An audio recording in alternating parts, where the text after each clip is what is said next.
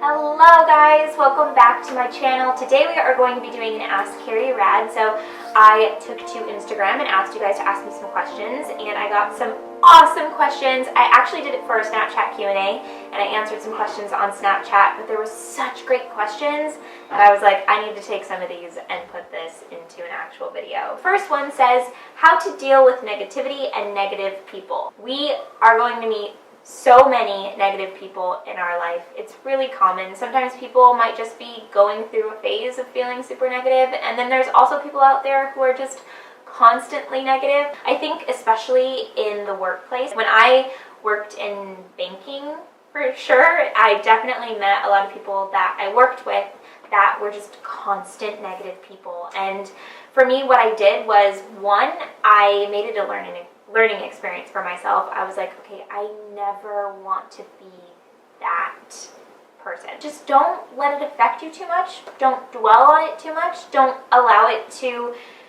cause negativity in your life. We're human. It's going to affect us no matter what. So don't be hard on yourself if it does affect you. But it's just kind of getting past that and dusting it off almost, and just saying like, you know what? It's okay. I'm just gonna be over here doing my thing. Question number 2 is, what do you order at your favorite coffee shop? And that is a iced dirty chai with almond milk. If it's winter, then I'll just get a dirty chai with almond milk. Pretty much what that is, and I've been asked this before. I actually just explained this in a vlog recently, but if you didn't watch the vlog, it is a chai latte with espresso. So you can get like a extra dirty chai, which is another shot of espresso, or some people get like an extra dirty chai. I don't know if that's really a thing, but I've definitely heard of that before. So it just depends on how many shots of espresso you want. I love chai, but I need a little bit more caffeine, and I love the taste of espresso, so it's like just the best of both worlds for me. Question number 3 is probably my favorite question that I saw entirely. It is, what advice would you give to women in their mid-20s? There's 2 things that I would say. I would, one, say don't be too hard on yourself. And the second thing I would say is to make discovering yourself a passion.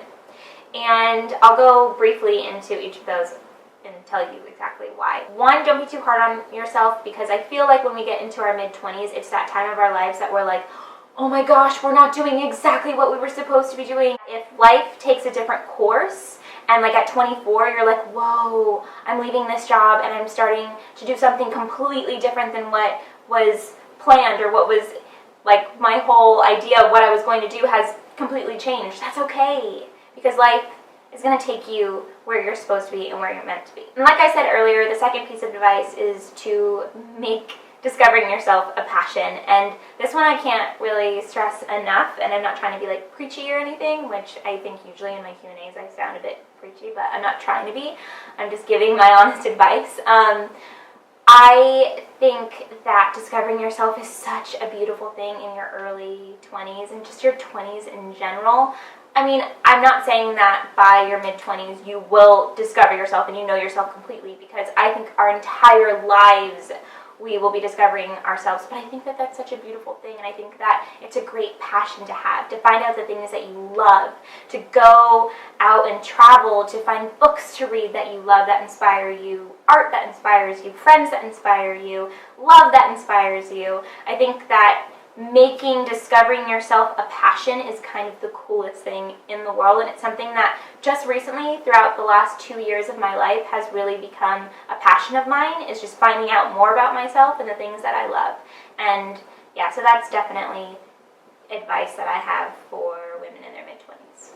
The last question that I'm going to answer is a really good one too, and it kind of ties in with the last question that I just addressed, because, well, I'll tell you why. The question is, what advice would you give to someone who's moving to a big city alone for the first time? And my advice is that it will get better, because I will tell you that it's terrifying at first. I moved to LA on my own when I was 18, and it was terrifying. And for the first year, it was really hard.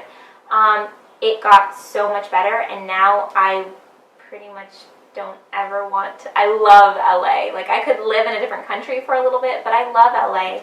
But at first, I despised it. I moved to Orange County for a while because I wanted to get out of LA. But I think a lot of it had to do with the fact that I was so young and I was a little bit lost, you know? I was alone in a big city by myself, and I was just like, I hate the city. It's too intense. I can't park anywhere. There's just like mean people everywhere. Like, what is this world that I brought myself into? I hate it. And I left Orange County, like, became a little bit more of an adult, and then my work was a lot of my work was in LA, and I was like, okay, I'm gonna go back out to LA. And I'm happy that I did because I love it now. So I will say, stick through it. It will get better. It's terrifying at first, but you will meet people that you love. It just takes time. Like, it took 2 years for me to even feel like remotely comfortable in LA when I first moved out there. So stick through it. Do better than I did.